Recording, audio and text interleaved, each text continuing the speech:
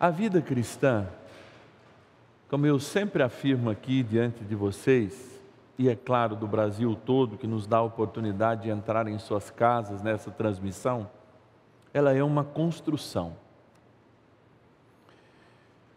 Em muitos momentos, até mesmo as pessoas religiosas que acham ter fé, elas se encontram contra essa transformação tão necessária que deve começar de dentro para fora e que tem a meta de manter a salvação em nós que Jesus adquiriu com o peso da sua cruz, com todo o seu sacrifício, com todo o seu martírio.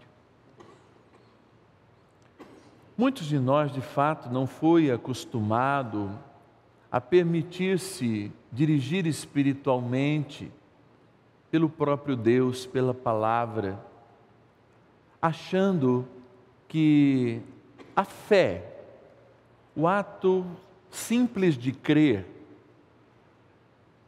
é necessário para que de fato a gente encontre a vontade de Deus. E não é. Se os simples atos de crer fosse a tábua da nossa salvação, como muitos acham, o diabo que crê em Deus, que afirma que Ele existe, e inúmeras vezes encontrando Jesus diz: que queres conosco, Filho de Deus, e tantas outras coisas, poderia por esse ato de crer ser salvo. Mas não. Quando nós ouvimos a fé te salvou, nós ouvimos a relação de um Deus com o seu povo, do seu povo com o seu Deus, e um dom sobrenatural que transforma a nossa vida de dentro para fora e não de fora para dentro. O que Jesus está dizendo aqui, Ele está dizendo assim: será que eu não posso, porque é sábado, fazer o bem? Ou o sábado é o dia do sumo bem? Será que existe algum momento em que eu tenho que canalizar para dizer: olha, aqui no sábado porque Deus descansou? Ou será que vocês ficam procurando motivos para justamente não seguir? Porque é isso que eles estavam buscando, motivos. Ele fala com quem tem autoridade. Então eles estavam buscando firulas para dizer: olha, não ouçam, porque a autoridade dele se esvazia, porque ele é contra a lei. E Jesus nunca se demonstrou contra a lei. Mas por que existe em nós essa tendência tão macabra? Porque nós esquecemos que o que Deus quer agir, a vontade de eu agir de Deus é mudar a nossa humanidade. De uma humanidade caída para uma humanidade de pé, para uma humanidade impregnada do pecado, para uma humanidade santa, imaculada. E é esse o caminho da vida.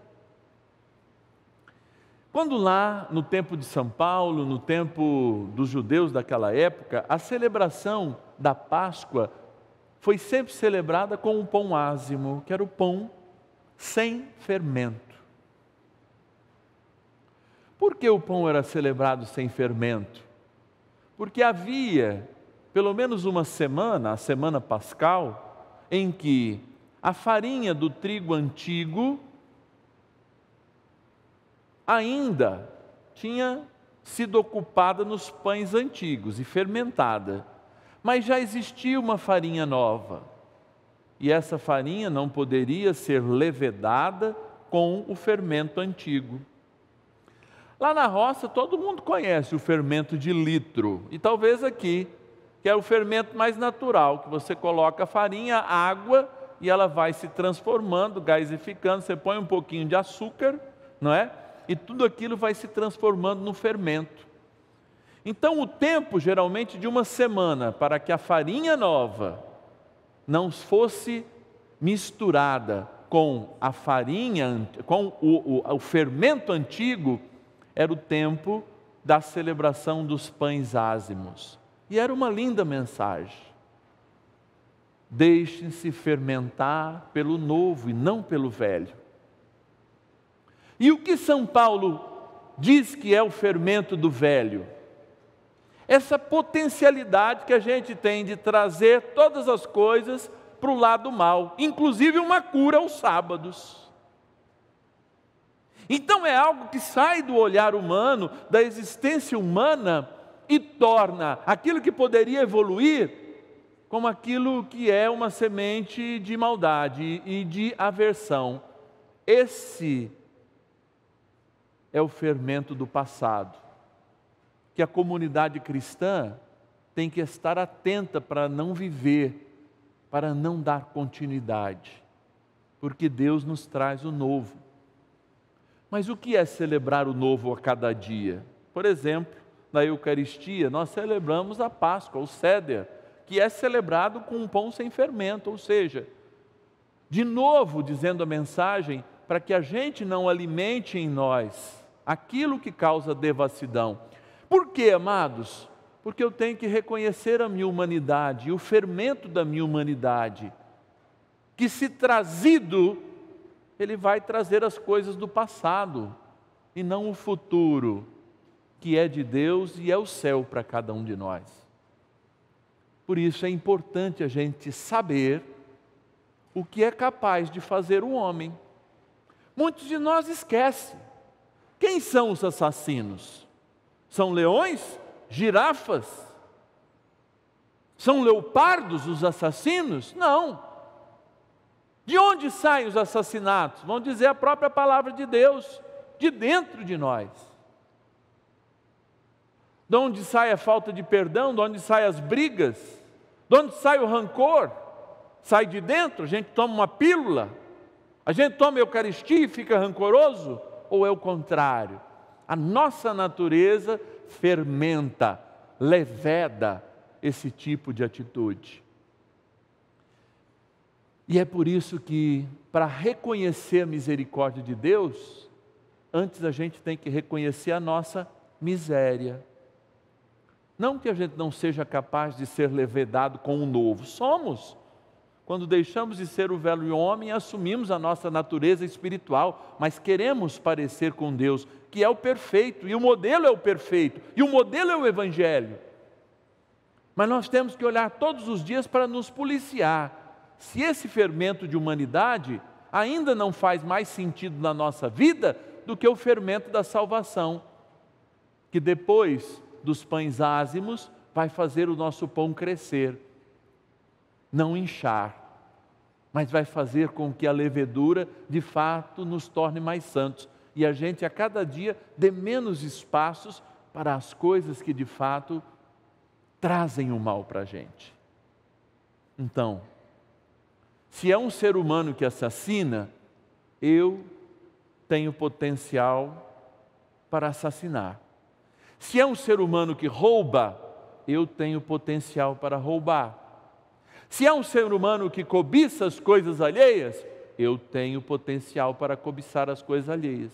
Se é um ser humano que não guarda domingos e festas, eu tenho potencial de me acomodar e não guardar domingos e festas. Se é um ser humano que adultera, eu tenho potencial de adulterar. Mas quando eu olho para o meu potencial de pecado, eu tenho condição de dizer, olha, aqui está o fermento que me estraga. Só que eu não posso jogar minha humanidade fora. Então o que eu faço com o seu fermento que me estraga? Eu ponho na geladeira e tiro o fermento da bondade, do amor, da graça, da transformação, do perdão, da fidelidade, que são frutos de quem? Do Espírito Santo. E por isso que desde a hora que a gente levanta até na hora de dormir, em todas as nossas decisões, deveríamos nós ter um gatilho mental para dizer, Espírito Santo, decida por mim, faça em mim a tua obra, faça com que o fermento da maldade não cresça, não faça com que eu desenvolva esse fermento, mas que o fermento da bondade, do amor, da verdade, da justiça, da paz, possa ser aquele que alimenta a minha vida para que meus dias, de fato, encontrem um sentido na cruz de Cristo, na sua ressurreição, na sua Páscoa. E esse é o pedido que São Paulo faz. São Paulo está dizendo, olha, dentre vós tem quem está lá com a madrasta, adulterando com a madrasta. Envergonha, pinica minha cara de vergonha, ele diria em outras palavras. Mas por quê?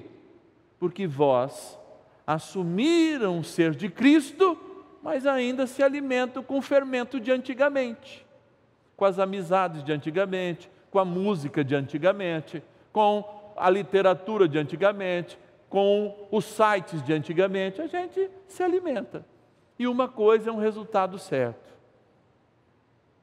Se eu permitir que a massa da minha vida seja levedada, né? Que o fermento da minha vida seja o fermento do velho homem, eu vou ser velho homem. Mas se eu permitir que o pão da justiça, o pão da verdade, que o Cristo de fato me deu, me constituiu, se alimente com o fermento do céu, vão se multiplicar a bondade, o amor, o perdão, a misericórdia, e os frutos que nós vamos colher vão ser totalmente diferentes dos que a gente colhe. E é por isso que eu encerro dizendo sempre assim: que tipo de fruto a tua vida está colhendo? Ah, padre, são os mesmos de sempre. Então, está na hora de você plantar sementes diferentes. Qual é o sabor do pão da sua vida? É aquele pão estragado, dá sempre o mesmo resultado, mofa sempre, cresce, mas depois embatuma? É porque o fermento da tua vida é o fermento do passado e não da graça, do futuro, da justiça e da paz, que nos faz crescer em Cristo.